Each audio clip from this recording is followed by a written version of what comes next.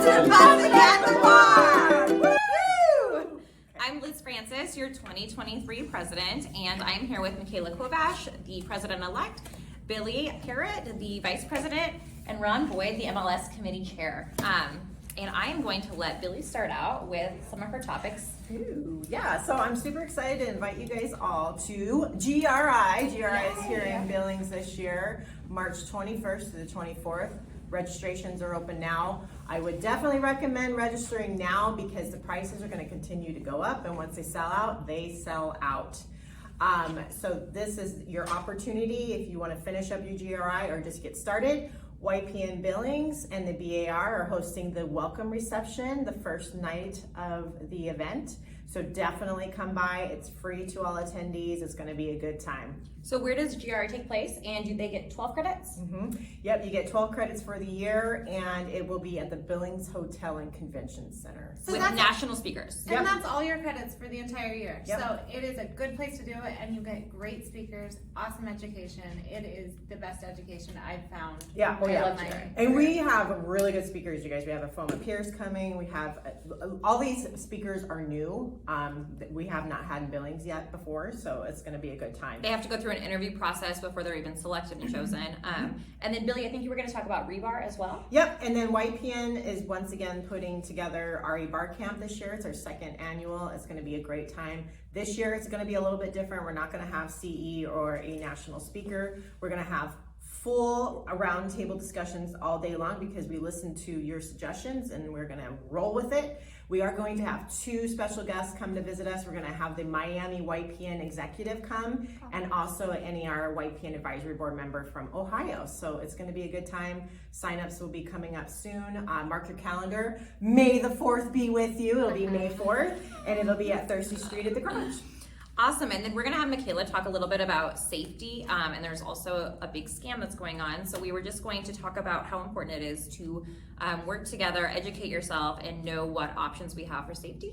Yes, so it's a crazy world out there, guys. So make sure you are being careful when you're meeting people that you don't know, or at a vacant home. You don't know who maybe is still in this vacant home. So there are a couple apps that the bar offers. One is called Real Safe Agent. So you can go to the App Store and pick that app up, and then it gives you the ability to look at the name of the person you're meeting and find out a little bit more information about them.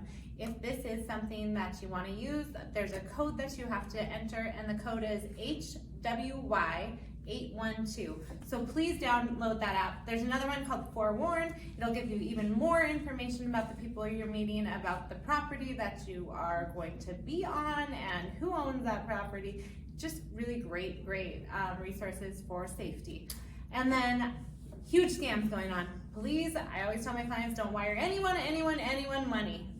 If you do need to wire money, we'll talk through a very detailed process of how that should go. But then there's a lot of people in town right now faking identities and pretending they are buyers for property, and they end up with the property sometimes, and that's really scary. Or they'll go after listings that are vacant or vacant land and try to buy this property as a buyer, and then Or sell it. Or even sell property that's not their own.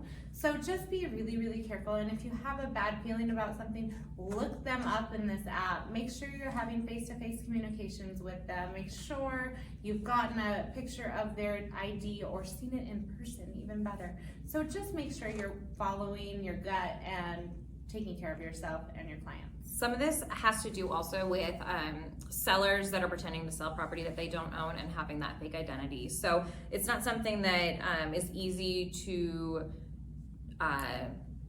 prepare for, I guess. You know, they will match up with the identity of what's on the Yellowstone County tax records or whatever county that you are looking at listing the property in. One thing to note is sometimes they're asking for mobile notaries, sometimes they're asking for out of state and their own title companies that are not local. So those are some different scenarios that maybe might pique your interest. And then also with Real Safe Agent and Forewarn, the association is looking at purchasing Forewarn for everyone as well. With Real Safe Agent, the more people that use it, the better. So if you were at a property and you're feeling unsafe, there is some sort of ability to let others know that, hey, it would be great if you drove by.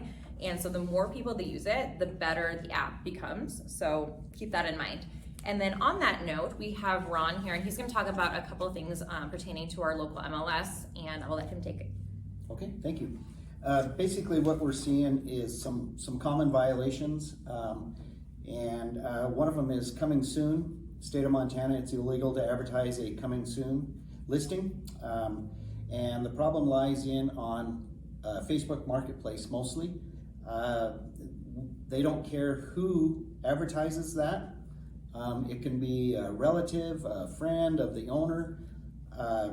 Once that is advertised on Facebook Marketplace and it's listing the agent's name and phone number, you have 24 hours to put it in MLS.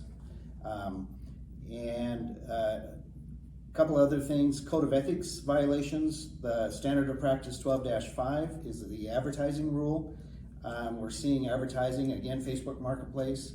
We just had a print ad also that was not identifying the brokerage or the agent name. So basically posing as for sale by owner. And so we don't want to be doing that.